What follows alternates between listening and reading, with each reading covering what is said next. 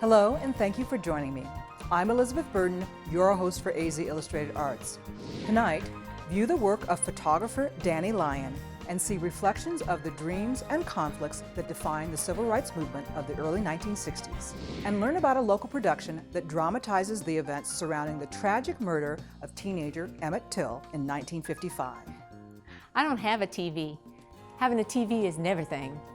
Now, he had a white teacher, but you won't teach us. Not even in our church, man.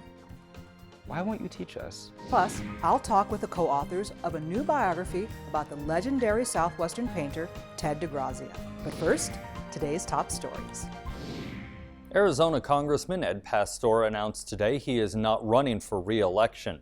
The Phoenix area Democrat has served 23 years in Congress. He says it's time to, quote, seek out a new endeavor. The Arizona House of Representatives gave preliminary approval to a bill this afternoon allowing for surprise inspections at abortion clinics. Backers of House Bill 2284 say abortion clinics are the only medical facilities in the state that are not subject to surprise inspections. Democrats opposing the bill say the SNAP inspections are illegal because they could violate a woman's privacy. A final vote on that proposal could come as early as next week. This morning, Governor Jan Brewer signed a bill repealing last year's sweeping elections reform bill. Legislative Republicans decided to pull the law off the books after an initiative to repeal it made it to the November ballot. During debate in the House and Senate earlier this month, Democrats argued the legislature should leave the law alone and let Arizona voters decide whether or not to keep the statute. And the Republican National Committee announced this morning that Phoenix is one of 8 finalists to host the 2016 Republican National Convention, where the presidential nominee for that party will be named. Arizona Republicans will make their pitch to the RNC on Monday. And that's a look at tonight's headlines.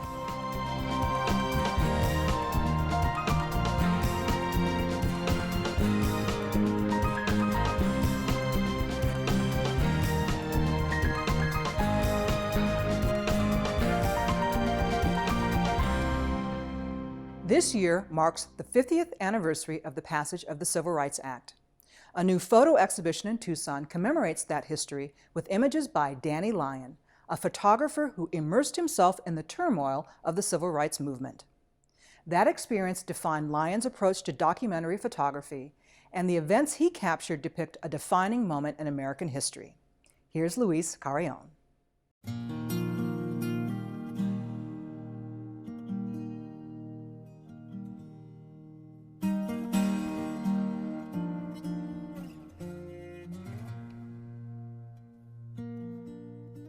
The exhibit is titled Danny Lyon, Memories of the Southern Civil Rights Movement. It features 50 gelatin silver photographs made between 1962 and 1964, when Lyon served as the first staff photographer for the Student Nonviolent Coordinating Committee.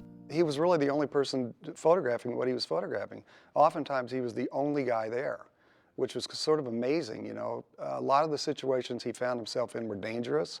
Terry Etherton curated the exhibit.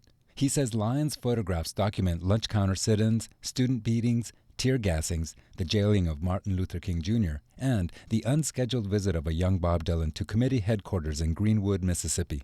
Another one of my favorite pictures is the one in Clarksdale, Mississippi, of the policeman grabbing his crotch and the other one giving him the finger, which was a picture that he took out the window of a bus.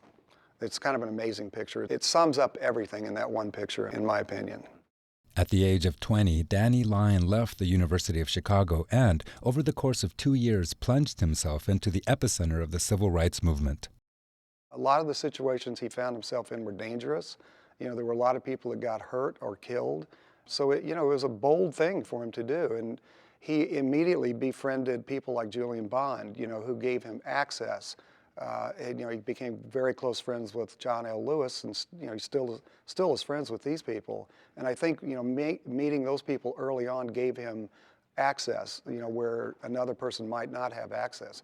Danny's also the kind of person who just won't say no. If somebody tells him he can't photograph it, he's going to photograph it if you tell him no. Traveling the same roads as 3 murdered civil rights workers, Lyon was harassed, beaten, and jailed. Everybody knew what was happening in the South. I mean, it was, you know, on the news constantly.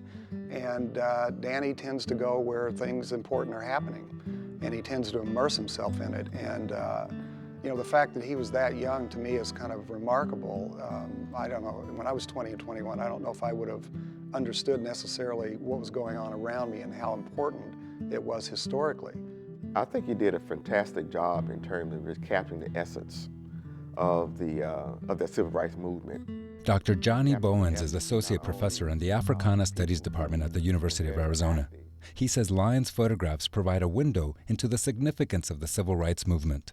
The significance is that it was another time in American history in which the African-American community forged a fight for justice and freedom. Civil rights movement also was a time in which the African-American community got tired of, again, second-class citizenship. They got tired of being maligned, got tired of being discriminated against and segregation only based on the color of their skin. So this was a time period in which the African-American community began to confront this nation, and it was about change. Bowen says these images offer an opportunity to re-examine events from the past with the benefit of hindsight, with an understanding of how the events of the civil rights movement ultimately played out. Dr. King in his tragedy saying, we're going to confront these systems of exclusion. We're going to confront bigotry. We're going to confront frontally segregation, and we're going to require them to respond. They can respond in two ways. One, they can respond in saying, yes, we were wrong. We deliberately excluded you from all these privileges that we enjoy, and we're going to allow you to come in. Or we're going to further resist. And we saw the civil rights movement was one of the backlash that resisted. We're not going to give you the same consideration. Bowen says he's struck by the candid nature of many of these photographs, and he thinks this reveals the deep commitment of the photographer as well as the willingness of the community to accept his presence. They accept the person inward, you know, and what was irrelevant is what I call the facade. The facade is that this pigmentation, that's its facade. But they accept in terms of who that person was, and they're willing to accept them to be a part of the family. That's what I get from walking around and looking at these pictures.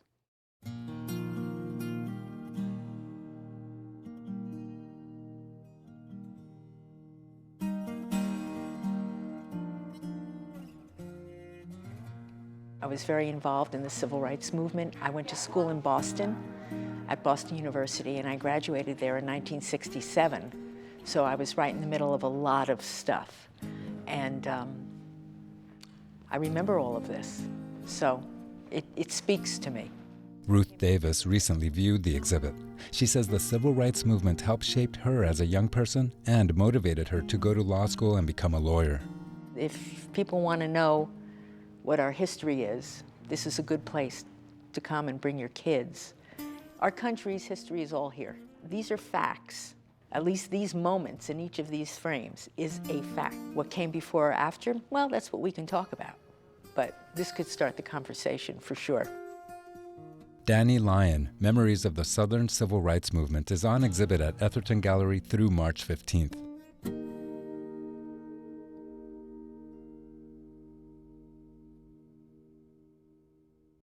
Now we look further back in time to a tragedy that helped to catalyze the civil rights movement.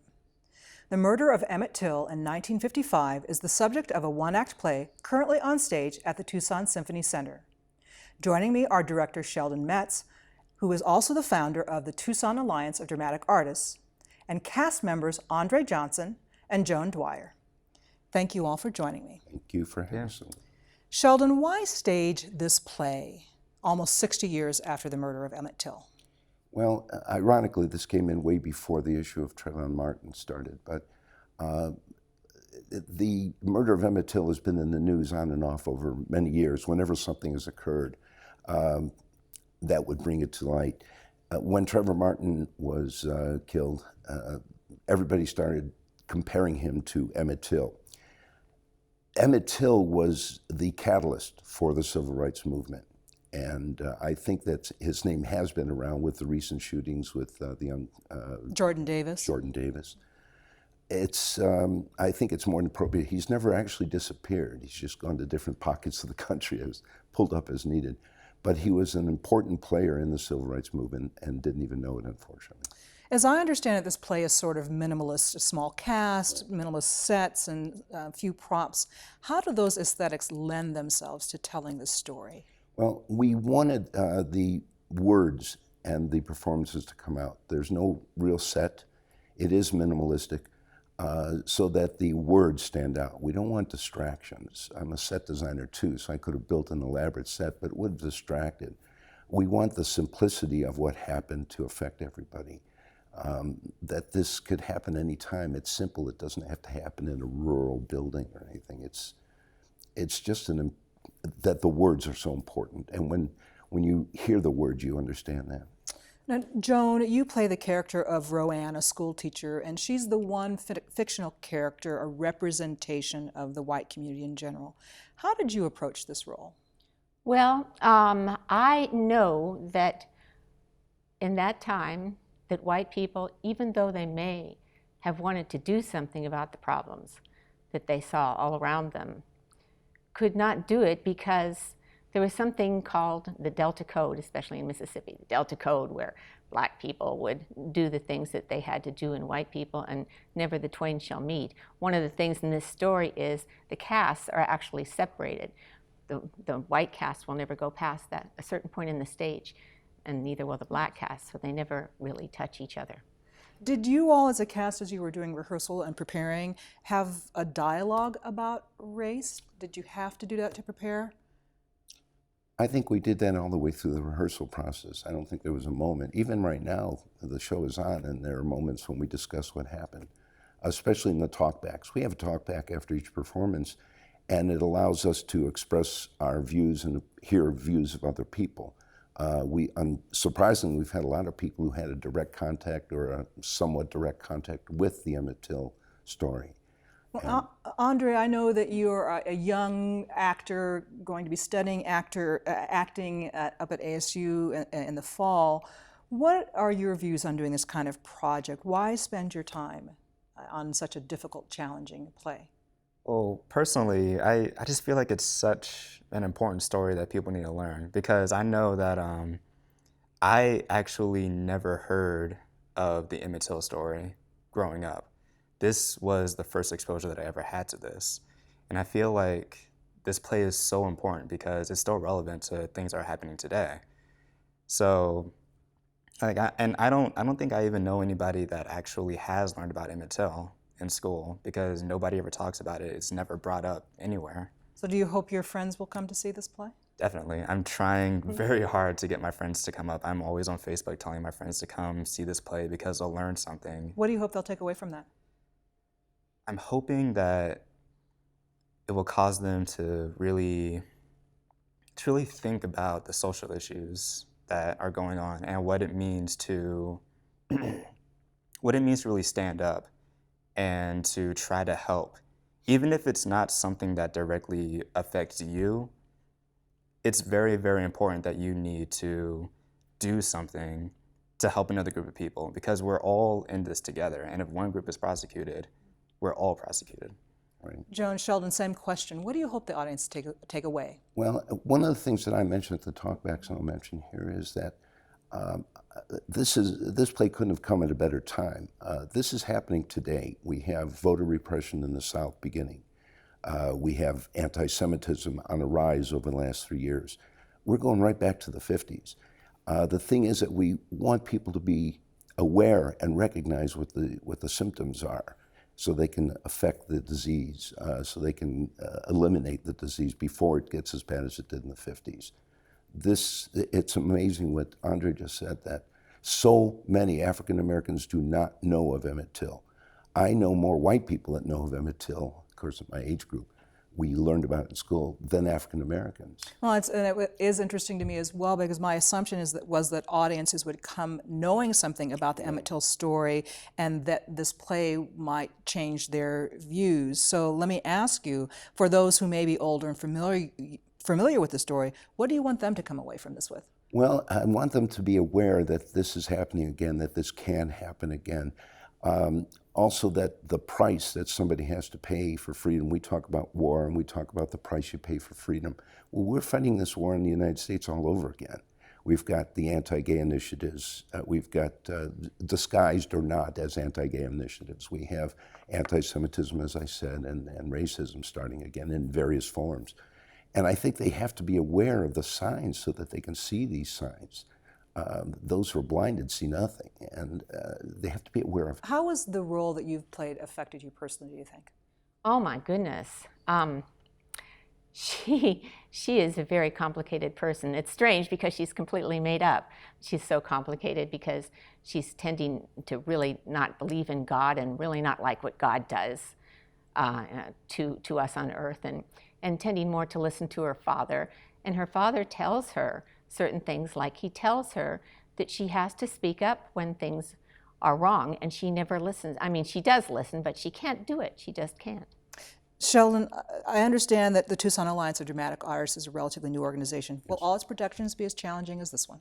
I hope not. They probably will. What the Tucson Alliance of Dramatic Artists, I keep saying that long, it's TADA.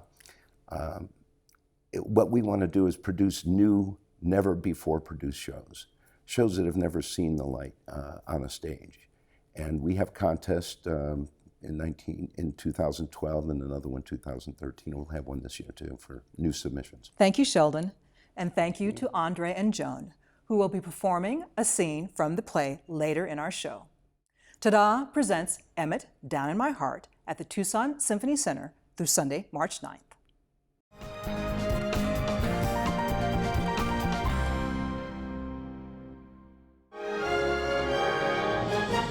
I'm Judy Woodruff. On the next NewsHour, President Obama unveils a new initiative aimed at helping young men of color. That's Thursday on the PBS NewsHour.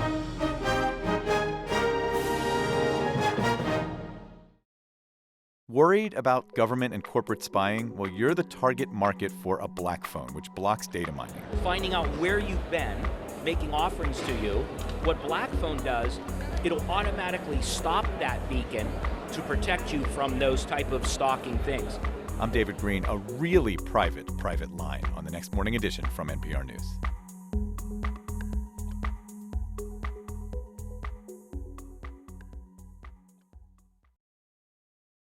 Artist Ted DeGrazia was known as much for his eccentric personality as for his colorful paintings of the Southwest. A new book, DeGrazia The Man and the Myths, is the first comprehensive biography to be written about this enigmatic figure. The authors, veteran journalists James Johnson and Marilyn Johnson, join me now to talk about how they unraveled the puzzle that was Ted DeGrazia's life.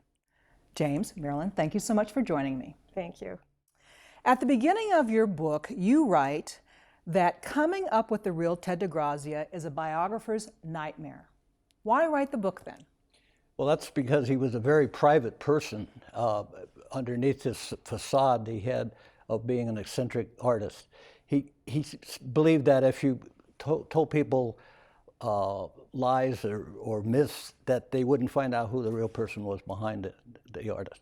He protected his privacy very vigorously. I think that was the main thing, that with the dressed the way he was, that got people thinking about a different sort of person, like a prospector or this character, and he didn't pester him about his private life, which at times could be sort of not very stable in many ways. So how did this book come about? What interested you in the topic? Well, we went up to the gallery one day to hear his son Domingo play, and it turned out we had the wrong start time, so we got there 2 hours early. We met this fascinating woman who took us around and started telling us little anecdotes about him that were fascinating. And we thought, we'd really like to know more about this guy, so we wandered into the store and discovered there was no book about DeGrazia. So out of complete ignorance, we approached the University of Arizona and proceeded. DeGrazia achieved popular success, but not much critical acclaim. Why do you think that was? He went through various periods in his life where he tried different things, and none of them seemed to work. He seemed to catch on after he went down and studied with Diego Rivera, and picked up some of the traits that Rivera used about the little children with the flower basket with no eyes and so forth, and those seemed to catch on. But the critics didn't care for that at all. The things that they liked were more moody pieces or dark pieces. Well, he tried those dark pieces, and they didn't work for him at all. And he wasn't selling any, and he was a starving artist. I mean, when he got a divorce, and opened his studio over on Campbell and Prince, he didn't have hardly a penny to live on, and he needed to sell paintings, and he wasn't selling any. Even then, he was having a hard time. So he painted for the people. Those were his people. What did they want? And they loved his paintings. And he didn't like critics. He sustained them, in fact. But he really liked to paint for the people so that they would have a painting that they would like. And that's how he made his money. What do you think it is about his background that made him paint for the people? Well, he grew up in poverty, basically in Morenci. His father and grandfather were both miners in the copper mines. And, you know, going through the strikes and then going to the University of Arizona with some very little in his pocket was $15 and barefoot most of the time, picking odd jobs as he could. I think it created in him a real drive to succeed. He was a very driven person. And when he realized that success as an artist probably would, and appealing to critics, probably was not going to work out for him. At one point, he put out a stack of his paintings at his Prince and Campbell gallery studio and said, but... Left them out overnight. Left them out overnight, and nobody even stole them. So he really was struggling. So I think, and over his lifetime, he kept wandering, and his favorite place to be was on a reservation. He really felt a kinship with Native Americans and Mexicans. And I think over time, he just came to dislike pretense, even though he was pretending. Right. In his persona. What was he pretending? He was pretending to be this common prospector type person that if you went up to the gallery when he was alive, he would be dressed in dungarees, an old shirt, and with his red bandana in his back pocket, and he'd, you know, wipe his forehead with it or whatever. And he was a marketing genius. What people didn't know is that he had a bachelor's degree and a master's degree from the University of Arizona in art and music. Mm-hmm. And I read his master's report. It was brilliant. And he didn't put on that. I remember one time he was on television on the NBC Today show or something when early his years, takes out his handkerchief, red handkerchief, right in the middle of the show and blows his nose. It was almost like it was staged. Well, and Marilyn, you said he was a marketing genius. How so? What were the kinds of things that he did that were evidence of that genius? Well, first of all, dressing the way he did, and just doing everything he could to appear eccentric, but also he wanted people to be able to afford his art. And so DeGrazia is known for his signed plates, for his, all the way down to keychains that people could afford. Ceramics. And long before many other artists were marketing in this way. I think he might have pioneered it. Yes, he made dresses for women that sold out at the fine department stores. He made ceramics that at one point, and this is in the book, he made a big bowl for a fundraiser for, I think it was a children's home near one of the reservations. And the woman that was in charge of this said, "Oh, this is beautiful, we'll make $1,000 from it." And he took it from her and dropped it. So it shattered into pieces, and he said, "Now you'll make $100,000. And he did. And he did. So you have a book signing coming up. Tell us when and where. It's on March 1st at the gallery. They're hosting the event for us. Domingo is going to be playing. We're going to have some food and refreshments, and we'll give a little talk about the book and have a signing. And it's at the Gallery in the Sun at Skyline. 63 North Swan Road. Well, James, Marilyn, thank you both so much for joining me. Thank you. Thank you.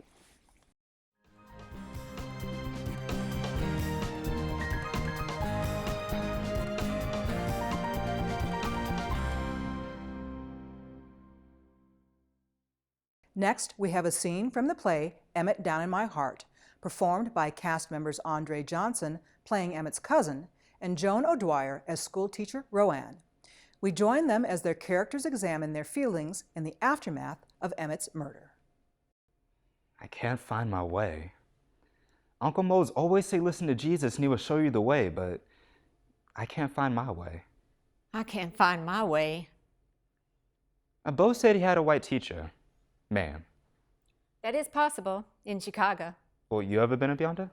No, my daddy was a preacher. We moved from church to church. We never went up yonder, no. Bo acted out TV shows for us from a TV he had. I don't have a TV. Having a TV is everything. Now, he had a white teacher, but you won't teach us. Not even in our church, man. Why won't you teach us? I don't know. I'd have to give up the old lesson. When you see something bad, make believe it didn't happen. Well, how do you make believe Bo's eyes, his ears, his teeth, his nose? I want to be at home down here. What do you mean? I want to be able to say what I think, what I know, what's right, and be safe. Nobody's at home down here. A few years after the trial, almost everyone involved had moved out of the little town of Money, Mississippi. I'm still here. I'm still here. You didn't go with Preacher Mose. Nah, not me. Not up there. But Bo won't leave me alone. People call me loony now because I can't seem to make myself act right. I want to act right. We've been told not to speak Emmett Till's name in our classroom. Deny our children the right to know a boy's fate. An open casket. A time to own up. I cannot walk into my classroom this morning and say nothing one more day. The Delta, one of the most beautiful places on earth. Hanging moss, little bayous, the scent of night blooming jasmine. Rivers of blood are not in the natural order of things. Systematic, cold, crazy murder is not natural. An hour of torture and horror are not natural. I will not walk up the steps of Drew High School this morning and greet my students in the regular, easy way. Everybody all white? A useless joke. 20 years a failed teacher. I have to use forbidden words like vote, jury, school. We all have to use forbidden words about what we let happen right here at home. You can visit us online at news.azpm.org to post a comment on any of our stories or to keep up with the latest news. I'm Elizabeth Burden. Thank you for watching AZ Illustrated Arts.